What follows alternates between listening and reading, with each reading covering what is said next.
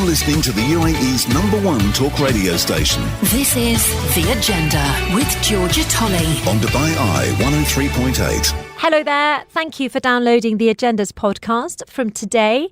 It is the 18th of September and we had a cracker of a show today. Really interesting topics, amazing guests, and it all kicked off with a very important topic. Basically, Abu Dhabi's introducing mandatory genetic testing for newlywed Emirati couples. We found out why it's necessary with a highly respected geneticist who's based here in the UAE. And we also spoke to an Emirati mother about how she feels about the strategy. It was a very powerful, very emotional interview. So please do listen in for that. Meanwhile, there is a holiday insurance scam doing the rounds that everyone needs to know about. We found out how you can avoid it if you are travelling. It all revolves around car rental in airports. So well worth finding out more so that you don't get scammed.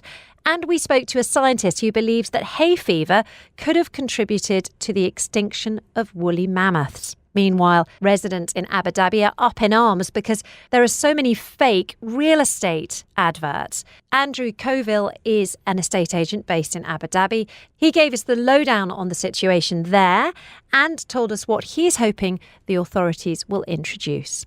And we did a deep dive into the success of the UAE's women's cricket team. They're having a real streak of success. We spoke to their captain to find out what is their secret sauce.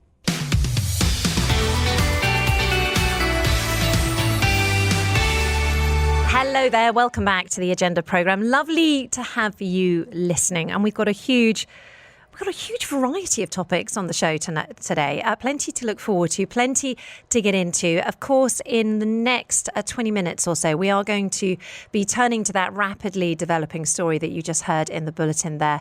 9 people have now died in Lebanon after thousands of handheld pages used by members of Hezbollah to communicate exploded last night. As you've just heard, we've got 2,750 injured as well. That's according to the country's health minister. And Nadia Swan from the ARN News Centre will be bringing us up to date with that story in, like I say, the next 20 minutes or so. A big story for our region. But making it super local for the next few minutes, looking at a story out of Abu Dhabi, because in the next few weeks, the capital will introduce mandatory genetic testing for Emirati couples who are looking to get married. That's from the 1st of October onwards. It is a compulsory policy, and as you can imagine, the plan is to reduce the number of inherited diseases in the population amongst nationals. Now, the move all comes on from a pilot scheme that was actually introduced a couple of years ago. And in that trial period, they had more than 800 couples taking part. The data was really interesting. It found that 86% achieved genetic compatibility, and then 14% required additional intervention and family planning based on their genetic results. And I think you can sort of shake that down to it means that they needed to have IVF so their embryos could be checked first. Now, the whole process has been developed so that it takes just 2 weeks. So you do the genetic, you do a blood test, and then the results come through within a couple of weeks, telling you everything you need to know.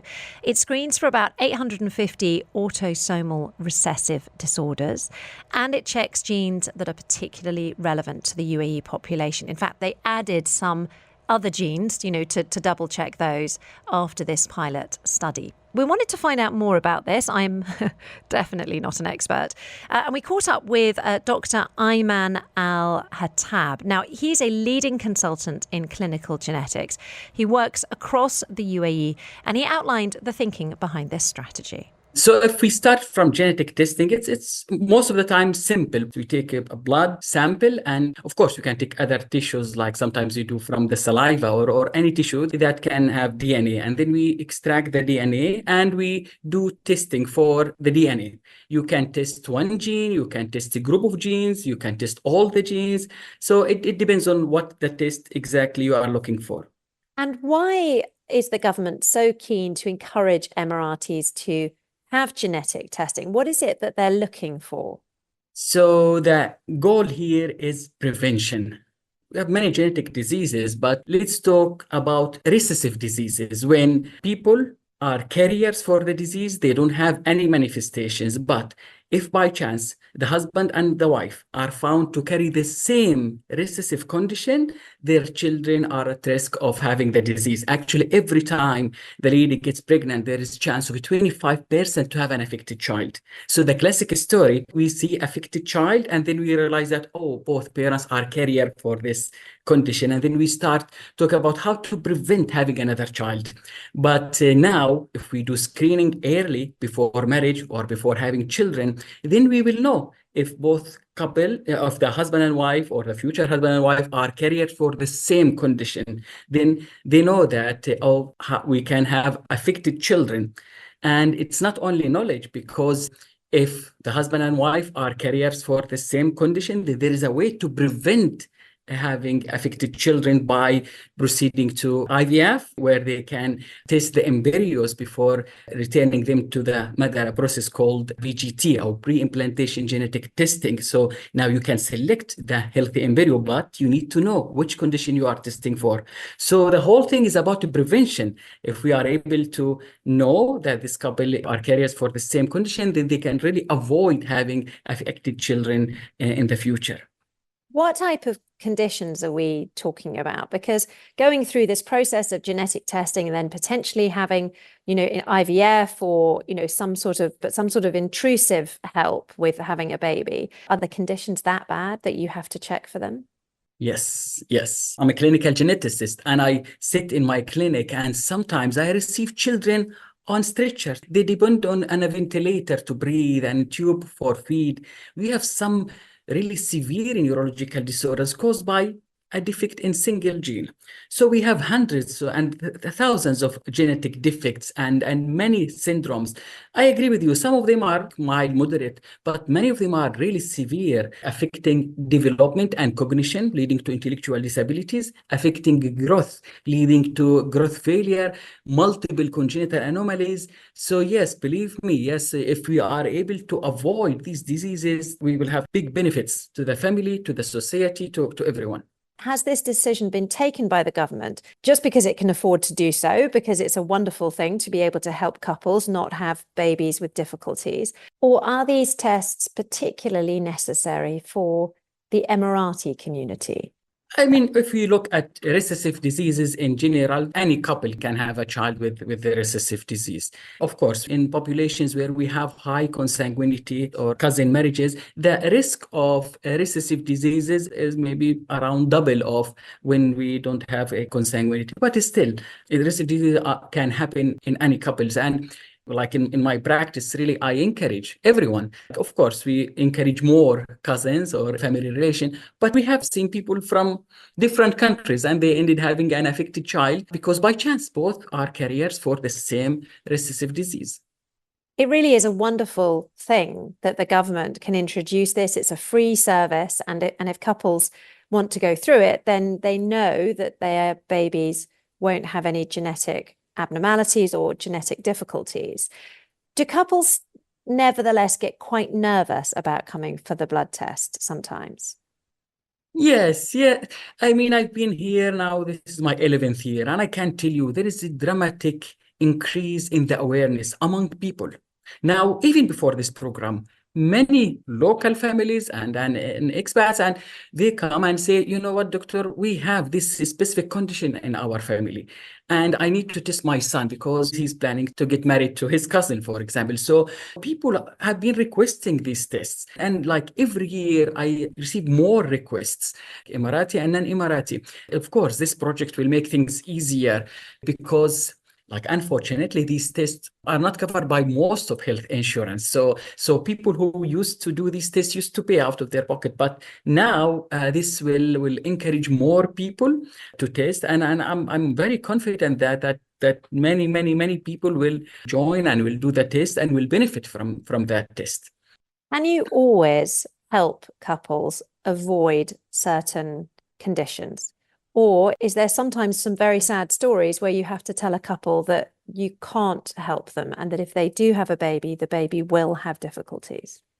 Oh no, our job is really difficult, but no, this is like something good when you deal with prevention. Of course, when you have an affected child, you have to deal with that. But no, this is really always end with positive news. Even I meet the couple, I say, you know what? You are both carriers for a severe recessive condition. At the same time, you have the option. You can go and do IVF. By IVF, they can test the embryos and they can select the embryo. And for sure, you know that the coming baby is not affected. If you go for like regular pregnancy, there is a 25% chance for recessive diseases. And if we say also for like dominant diseases, 50% chance. But you always have the option of doing IVF and avoid this percentage. And you are sure that the embryo that is retained doesn't have this particular condition. And in the long term, will this testing mean that we see a lot less of these types of conditions? Could we even see an end to these types of conditions within the Emirati community? This is the ultimate goal. Let's say decrease the incidence of these recessive diseases and decrease the burden on the healthcare system by identifying carriers and using preventive measurements like the IVF and the selection of unaffected embryos or the PGT. Dr. Ayman El-Hattab there, a leading consultant in clinical genetics. He works across the UAE, very, very well respected in this country, but also in the wider region. And very interesting to hear that positive story, the fact that couples, if they do discover that they've got these sort of matching genes that leads to recessive disorders, that they can nevertheless have babies without any problems at all, which is really, really a positive story there. Coming up, we're actually going to gauge the reaction, I suppose, of the Emirati community to this policy. Obviously, we can't speak to all Emiratis, so if you're listening, we would be really interested to get your views. We're going to be joined shortly by Afra Al-Mara. She's an Emirati mother. We're going to get her reaction. But I think this plays into families from every single nationality. You know, if you were given the option of having genetic testing with your future husband or with your husband now, would you choose to have it? Would you choose to have it if it was free, for example? At the moment, I think it can be reasonably expensive, but if it was free, would you have gone for it? It's an interesting question, isn't it? I definitely would have. Yeah, 1,000%. I would have done it. Although I imagine when I got pregnant 10 years ago, it probably was possible. It was probably just really, really expensive. And I think we just ultimately rolled the dice. It wasn't that we had any sort of moral or we didn't have any moral objection to testing embryos, for example. And I think some people might, you know, for some people, they do think it's, you know, we hear the phrase messing with nature. I firmly sit on the other side of the fence, but perhaps you don't. We'd really love to hear from you. It's an interesting topic to discuss, is it not? This person says genetic testing is highly useful, especially in small communities where intersect and consanguineous marriages are common. Being a healthcare worker, I know how common genetic diseases are. I welcome this step of the government. Keep your comments coming. Feel free to be anonymous if you fancy it. You're listening to the UAE's #1 talk radio station. This is The Agenda On Dubai Eye 103.8.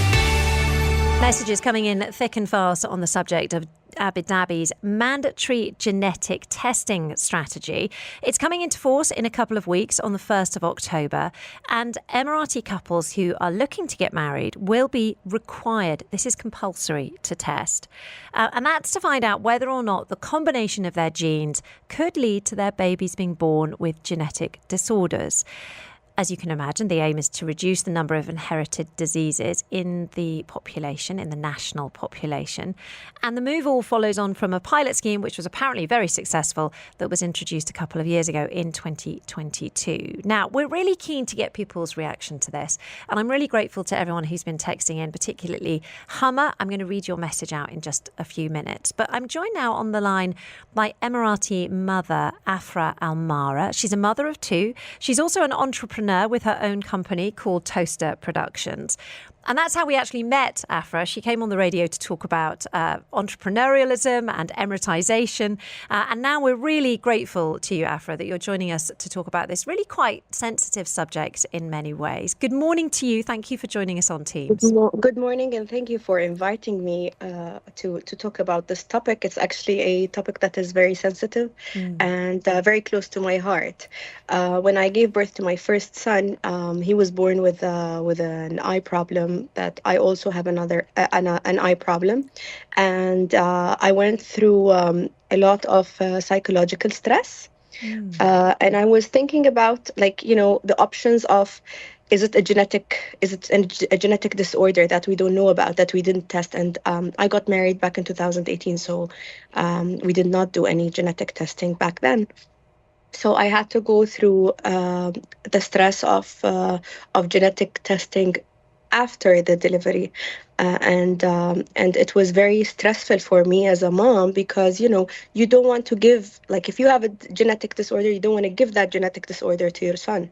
Yes, I completely understand. And this was the stress. Yeah, this was the stress. So when you asked me if I'm interested to talk about the topic, yeah, of course, I think this genetic testing strategy is very important, and you will only know the value of it and understand it more if you are a person who thinks he might be carrying a genetic disorder, or has been with a family with people with some who have some genetic disorders.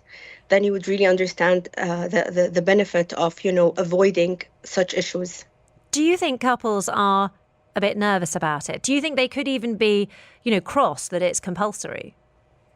They might be, especially that newlyweds wouldn't understand the complications of what can happen if you have a child with any health issue, I think until you're actually pregnant, you can't really until you actually have that baby. Yeah, you don't get it, and then the responsibility hits you, doesn't it? Yeah, and then you say, did I give that baby something? And you'd want to avoid any issue. Absolutely. Or at least you want to know that you were not involved in giving the child a health disorder. You've since gone on to have a second child. Did you, as a consequence of the first experience with your firstborn, your amazing firstborn, did you then have tests ahead of your second?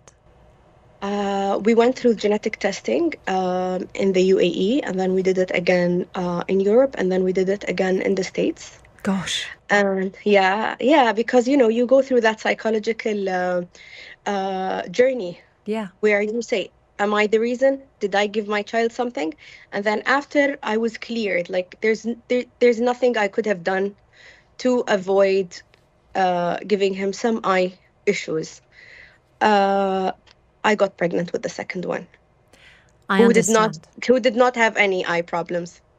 I understand. So you wanted to be sure that it wasn't going to be a problem for your second child. That in fact, Yes. it wasn't you that had passed on the problem. Yes. Wow, I totally understand the feeling. It is heavy. Yeah, it is heavy. And my son was very ill when he was 2.5. And it's so interesting. It's the first question you ask as a mother. Did he get this from me? Is it genetic? Is it something I did? And obviously rationally, that it's not your fault. But we're just, as women or as mothers, you're seeking for blame. You're seeking to often blame yourself totally unnecessarily, 9 times out of 10. Yeah. Do you think that most Emirati families will appreciate the benefits? Because it is being introduced here in the UAE because there is quite a high level of consanguinity, which is a word I'm only just learning. What's that? I think it means that quite a lot of cousins marry each other, basically. I think that's the simplest way. It would be very helpful for people who would like to marry within the same family.